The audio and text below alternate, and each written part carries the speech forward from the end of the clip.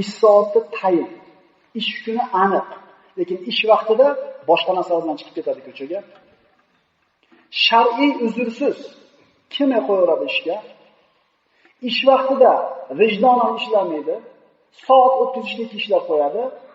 Mana shu odamni olayotgan oyligi nariga vijdonan ishlayotgan odamlarning oyligi bilan bir xil bo'ladigan bo'lsa, bu oylik berayotgan xo'jayinini haqqiga xiyonat qildi. Yana qaytarib o'taman. O'sha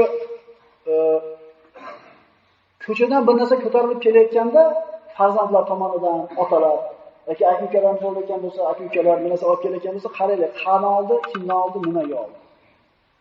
Chunki siz bilan biz halol deb qilayotgan kasbimizning ichida ozgina xiyonat aralashib bo'ladigan bo'lsa, biz harom deganlar qatorida bo'lib qolamiz.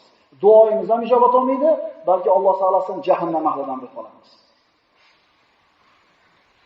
Endi xo'jayin o'zi anaqada.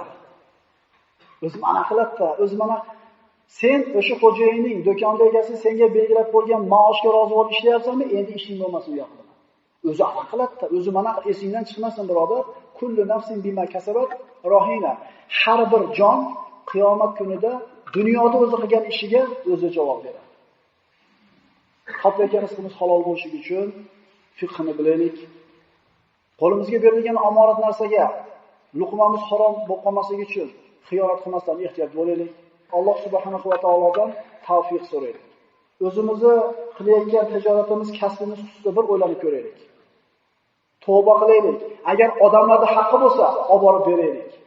Agar hukumat haq qilgan bo'lsa, qaytaradi iloji bo'lsa, istig'for etaylik bo'lmasa.